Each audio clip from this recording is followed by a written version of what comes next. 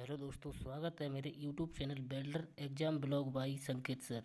आज के वीडियो में मैं जो स्टूडेंट वेल्डर थ्योरी की तैयारी कर रहे हैं, जैसे आईटीआई प्रशिक्षण अधिकारी एवं अन्य सेंट्रल गवर्नमेंट जॉब जैसे railway, ordnance, DRDO, BHEL, SAIL, NCL इत्यादि कई कंपनियों में रिक्वायरमेंट आने वाली है। अभी आईटीआई प्रशिक्षण अधिकारी की पोस्ट निकलने वाली है, जिसका रिक्वायरमेंट व्यापम ने अपने कैलेंडर पर डाल दिया है। मार्च अप्रैल में इसका एग्ज़ाम होने की संभावना है। तो गाइस, अभी से तैयारी में लग जाओ एवं मेरे चैनल पर वीडियो जो मैं समय समय पर करता रहूँगा, उन्हें समय समय पर देखते रहना।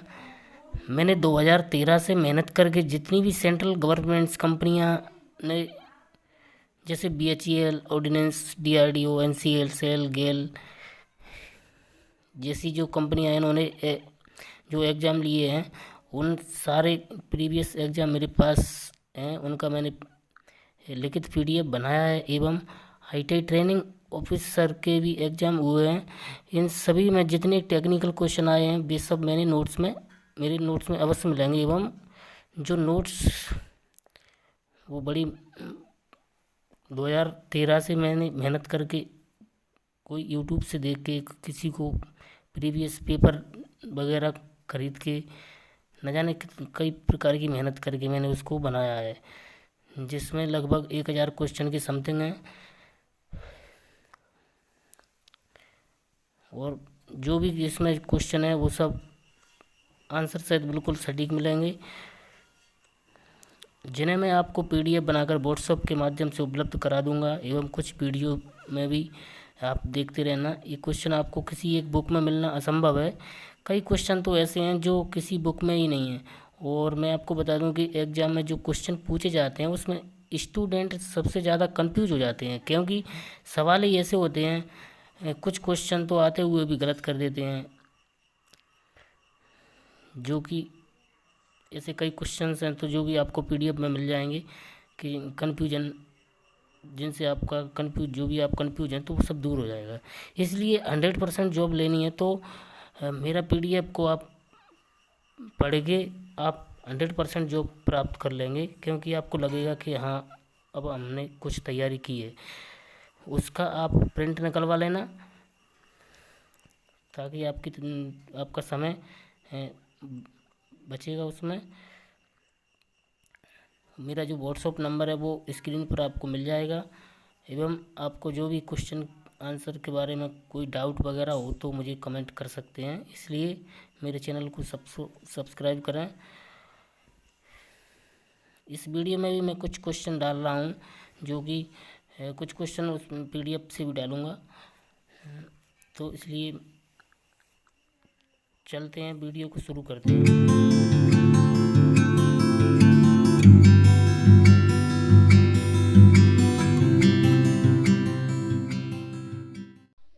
क्वेश्चन नंबर 1, वह दूरी जिसमें मिश्रण वेल्ड के दौरान मूल धातु में फैलता है या पिघली हुई सतह से गुजरता है, वह कहलाती है तनुकरण, संगलन, कोडलैप, गहराई, निक्षेपण दर।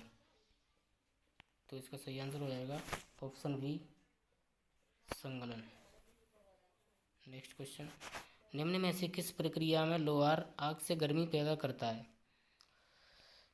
Forge welding, spot welding, projection welding, seam welding. तो इसका सही आंसर हो जाएगा option A, forge welding. Next question, fusion welding में पेनिट्रेशन का अनुपात है वेल्ड की चौड़ाई इसकी गहराई तक, वेल्ड की लंबाई इसकी गहराई तक, वेल्ड की गहराई इसकी चौड़ाई तक, वेल्ड की गहराई इसकी लंबाई तक। तो इसका सही आंसर हो जाएगा ऑप्शन ए, वेल्ड की चौड़ाई इसकी गहराई तक। नेक्स्ट क्वेश्चन, प्रतिरोध वेल्डिंग में वोल्टेज को आमतौर पर रखा जाता है 4 से 12 वोल्ट, 12 से 20 वोल्ट, 20 से 28 वोल्ट, 28 से 36 वोल्ट। तो इसका सही आंसर हो जाएगा ऑप्शन ए, 4 से 12 वोल्ट। नेक्स्ट क्वेश्चन, प्रतिरोध वेल्डिंग में उत्पन्न गर्मी एच द्वारा व्यक्त की जाती है I square R D, I R square D, I R T square, 2IRT। तो इसका सही answer option A, I square R T. Acetylene की अधिकता वाली लॉ को किस नाम से जाना जाता है? न्यूट्रल लॉ, कार्बोराइजिंग लॉ, ऑक्सीकरण लॉ, इनमें से कोई नहीं। एसीटिलीन की जो अधिकता होती है तो वो कार्बोराइजिंग फ्लेम होती है। GTAW प्रक्रिया के लिए निम्न में से किस शक्ति स्रोत की जरूरत होती है? Constant current, constant voltage, direct current, A और बी दोनों। तो इसका सही आंसर हो जाएगा ऑप्शन ए, कांस्टेंट करंट। निम्न में से किस तकनीक में निर्वात वातावरण की आवश्यकता होती है? Ultrasonic welding, laser beam welding, plasma arc welding, electron beam welding. तो इसका सही आंसर हो जाएगा option D, electron beam welding. हल्के लेपित इलेक्ट्रोड के लिए लेपन गुणांक होता है 1.4 से 1.6, 1.25 से 1.30, 1.6 से 2.2। तो इसका हल्के लेपित इलेक्ट्रोड के लिए लेपन गुणांक होता है वो 1.25 से 1.30। ऑप्शन सी सही है। कास्ट आयरन की ब्रॉन्ज वेल्डिंग के लिए प्रयुक्त फुलर रॉड है? मैग्नीज ब्रॉन्ज, सिलिकॉन ब्रॉन्ज, पीतल ब्रॉन्ज यानी कांसा। तो कास्ट आयरन की ब्रॉन्ज वेल्डिंग के लिए जो फुलर रॉड प्रयुक्त है वो silicon bronze, option B correct. निम्न में से नॉन डिस्ट्रक्टिव टेस्टिंग में ध्वनि तरंगों का प्रयोग करते हैं? रेडियोग्राफी, अल्ट्रासोनिक, चुंबकित कण निरीक्षण, डाइपेनिट्रेंट टेस्ट। ध्वनि तरंगों का जो प्रयोग करते हैं वो अल्ट्रासोनिक वेल्डिंग में ही करते हैं। Option B correct answer. अचुंबकीय एवं अलॉय के वेल्डिंग में सतही दरारों का पता लगाया जा सकता है? पराश्रव टेस्ट, एक्सरे टेस्ट, गामा किरण टेस्ट, प्रतिदीप्ति टेस्ट है। तो इसका सही आंसर है प्रतिदीप्ति टेस्ट है, यानी इसे हम देख कर पता लगा सकते हैं। नेक्स्ट क्वेश्चन, निम्न में से किस वेल्डिंग में विद्युत धारा का प्रयोग नहीं किया जाता है? Spot welding, seam welding, thermit welding, submerged arc welding. तो विद्युत धारा का जो प्रयोग नहीं करते हैं वो थर्मेट वेल्डिंग में नहीं करते। Option C correct answer. निम्न में से MIG GMAW वेल्डिंग के लिए कौन सा सही है? Inert gas and consumable electrode, inert gas and non consumable electrode, reactive gas and consumable electrode, reactive gas and non consumable electrode. तो MIG वेल्डिंग के लिए प्रयोग करते हैं वो inert gas and consumable electrode है। ऑप्शन इसका एक सही हो जाएगा। होटोजीनियस वेल्डिंग का उदाहरण है? Arc welding, MIG welding, gas welding, resistance welding. तो इसका ऑप्शन डी करेक्ट आंसर हो जाएगा, रेजिस्टेंस वेल्डिंग। TIG वेल्डिंग में कौन सी ध्रुवता प्रयोग में लाई जाती है? DCSP, DCRP, no polarity, both A and B. तो इसका correct answer option A, DCSP is use. द्रवरोधी व गैसरोधी शीट मेटल पात्र किस विधि द्वारा बनाए जाते हैं? Spot welding, projection welding, seam welding, percussion welding. तो इसका करेक्ट आंसर हो जाएगा सीम वेल्डिंग, ऑप्शन सी। तांबे के किस गुण के कारण पूर्व तापन की आवश्यकता होती है? High thermal conductivity, high melting point, high expansion, high ductility. तो इसका सही आंसर हो जाएगा high thermal conductivity, option A. E6013 electrode की कोडिंग प्रदर्शित करती है?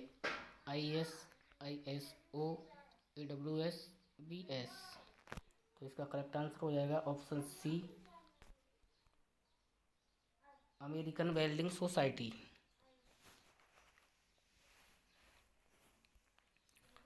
स्पॉट वेल्डिंग में शीट की मोटाई के अनुसार इलेक्ट्रोड का व्यास होगा √T, टी यहाँ पर थिकनेस है 1.5 √T 2√T।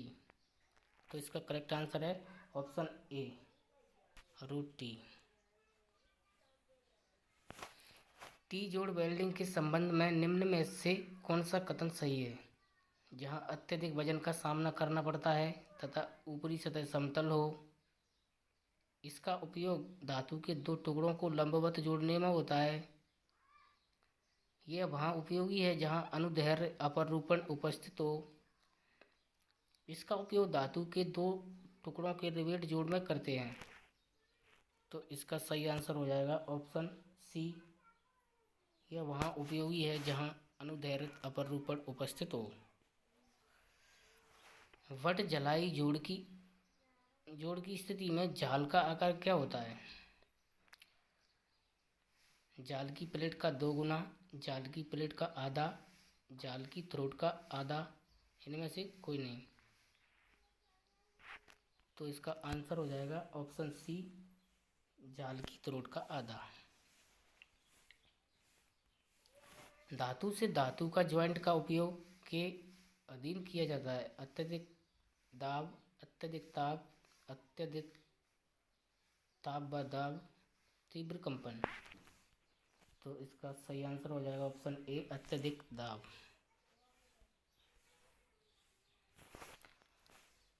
फ्लग वेल्डिंग ज्वाइंट का उपयोग कहाँ किया जाता है? जहाँ लंबवत अपरूपण उपस्थित हो, जहाँ सर्वर लोडिंग का सामना करना हो एवं ऊपरी सतह समांतल पर हो, रिवेट संयोजन धातु की तरह समान प्रकार के टुकड़ों को जोड़ना हो। फ्लग वेल्ड संयोजन जैसा कुछ नहीं होता।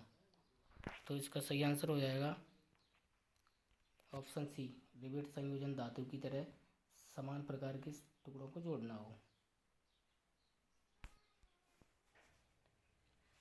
जोगल वेल्ड ज्वाइंट का उपयोग कहाँ किया जाता है? इसका सही आंसर है ऑप्शन बी, जहाँ सर्वर लोडिंग का सामना करना हो एवं ऊपरी सतह समांतल पर हो। कौन से सेट स्थायी आर्क के लिए मुख्यतः प्रयुक्त होता है? DC generator set, motor generator set, AC generator set, none of the. तो इसका सही आंसर हो जाएगा option B, motor generator set. DC welding set में आरंभिक लागत ज़्यादा होती है। DC generator set, motor generator set, AC generator set, AC transformer. तो इसका सही आंसर हो जाएगा option A, DC generator set. एक रैखिक आर्क वेल्डिंग प्रक्रिया में प्रति यूनिट लंबाई के लिए ऊष्मादेह के व्युत्क्रमानुपाती होता है। Welding current, welding voltage, welding speed, शक्ति स्रोत। तो इसका सही आंसर हो जाएगा ऑप्शन सी, वेल्डिंग स्पीड। तांबे की मिश्र धातु को टीआईजी वेल्डिंग करने में कौन सी पोलैरिटी यूज करते हैं? DCSP is use, DCRP is use, AC is use, none of this. तो तांबे की मिश्र धातु को टीआईजी वेल्डिंग में DCSP ही यूज करते हैं।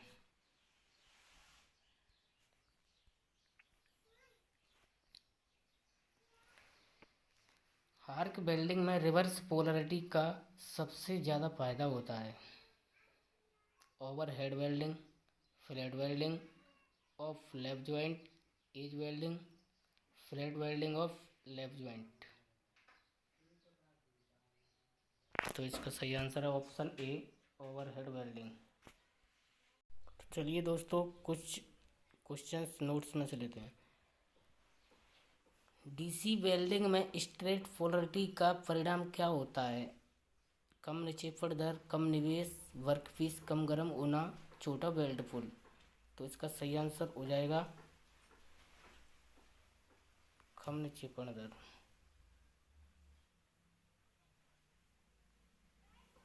नेक्स्ट क्वेश्चन है, एसी वेल्डिंग सेट का निम्न में से कौन लाभ है? लौह धातुएं आसानी से वेल्ड की जा सकती हैं, लौह धातुएं आसानी से वेल्ड नहीं की जा सकती हैं, लौह धातुएं लौह और अलौह धातुएं आसानी से वेल्ड नहीं की जा सकती हैं, इनमें से कोई नहीं। तो इसका सही आंसर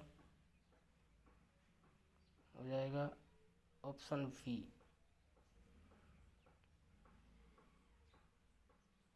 लौह धातुएं आसानी से वेल्ड नहीं की जा सकती हैं। आर्क वेल्डिंग में कोटेड इलेक्ट्रोड प्रयुक्त होता है, यह नहीं है सिवाय बेल्ट की वातावरण से सुरक्षा, आर्क को स्थिर रखना, एक मिश्र धातु तत्व, प्रदूषण से इलेक्ट्रोड को बचाना। तो इसका सही आंसर हो जाएगा ऑप्शन डी, प्रदूषण से इलेक्ट्रोड को बचाना।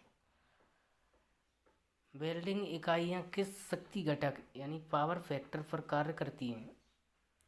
तो इसका सही आंसर हो जाएगा ऑप्शन ए, 0.3। 0.3 पावर फैक्टर पर काम करती हैं। रेडियोग्राफी परीक्षण के दौरान कौन सा क्षेत्र कम रेडिएशन अवशोषित करता है जबकि अधिक विसर्जित करता है? उच्च घनत्व क्षेत्र, कम घनत्व क्षेत्र, दोनों में समान मात्रा में, उपरोक्त में से कोई नहीं। तो इसका सही आंसर कम घनत्व क्षेत्र हो जाएगा। कौन सा परीक्षण किसी भी वस्तु की विमाओं का आकलन करने में प्रयुक्त होता है? Ultrasonic test, torsion test, eddy current test, all of these. तो इसका सही आंसर है eddy current test, option C.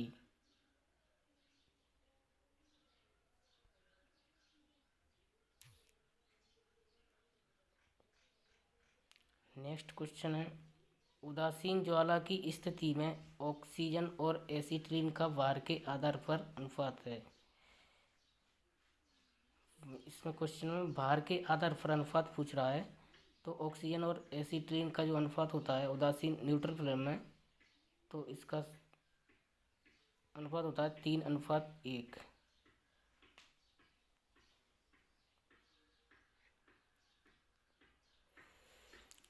Next question है, मेरे नोट्स का 196वां क्वेश्चन है, लो कार्बन स्टील की सरफेस पर कार्बन की प्रतिशत मात्रा बढ़ाने को क्या कहते हैं?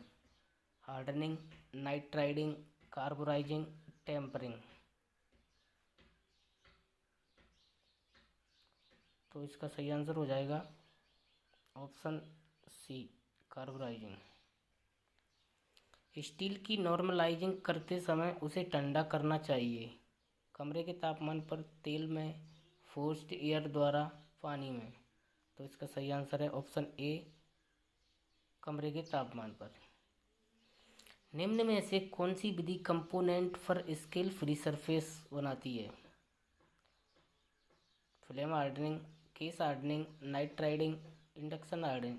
तो इसका सही आंसर है ऑप्शन डी, इंडक्शन हार्डनिंग।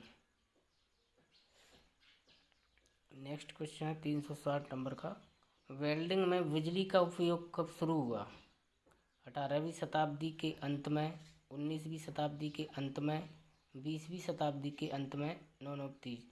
तो इसका सही आंसर है ऑप्शन ए, 18वीं शताब्दी के अंत में।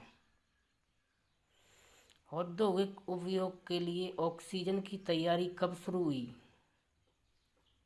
1857 ईस्वी में, 1892 ईस्वी में, 1957 ईस्वी में, 1990 ईस्वी में। तो इसका सही आंसर हो जाएगा ऑप्शन ए, ऑप्शन बी, 1892 ईस्वी में। नेक्स्ट क्वेश्चन, एसीटिलीन के विषय में मनुष्य को कब पता चला? 1736 ईस्वी में, 1836 ईस्वी में, 1936 ईस्वी में, 1990 ईस्वी में। तो इसका सही आंसर है 1836 ईस्वी, ऑप्शन बी करेक्ट। निम्न में से किस प्रचालन को स्वेदन, स्वीटिंग से जाना जाता है? फ्लक्स तथा तापन से जोड़े जाने वाले दो भागों की कलई, टिनिंग करना। इसका सही आंसर यही है ऑप्शन ए, फ्लक्स तथा तापन से जोड़े जाने वाले दो भागों की कलई करना। क्वेश्चन नंबर 665, निम्न कथन में E70T2, इसमें टी का अर्थ है tungsten, T joint, tubular, tensile strength.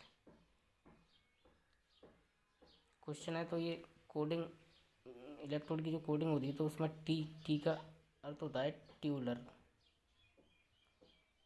Option C right answer. Zinc diffusion प्रक्रिया कहा जाता है गैल्वेनाइजिंग, एनोडाइजिंग, फर्कराइजिंग, सिराडाइजिंग। जिंक डिफ्यूजन प्रक्रिया हम ऑप्शन डी को कहते हैं सिराडाइजिंग। एल्यूमिनियम और मैग्नीशियम के लिए उपयोग की जाने वाली ऑक्सीकरण प्रक्रिया है गैल्वेनाइजिंग, एनोडाइजिंग, फर्कराइजिंग, सिराडाइजिंग। तो इसका सही आंसर हो जाएगा ऑप्शन बी एनोडाइजिंग। लकड़ी के काम के लिए उपयोग की जाने वाली फाइल का प्रकार है single cut file, double cut file, rasp cut file, none of this. तो इसका सही आंसर हो जाएगा option C rasp cut file. Arc welding में इलेक्ट्रिक आर्क का निर्माण कार्य और इलेक्ट्रोड के बीच द्वारा होता है voltage, flow of current, contact resistance, all of this. तो इसका सही आंसर हो जाएगा option C contacting resistance.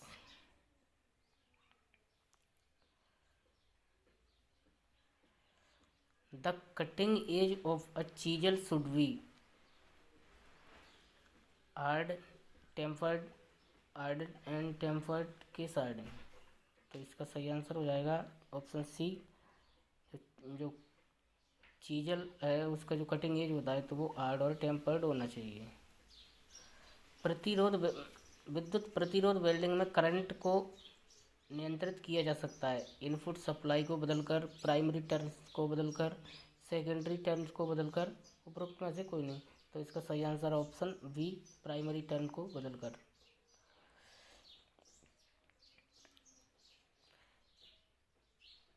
In welding magnesium with TIG arc welding direct current is used.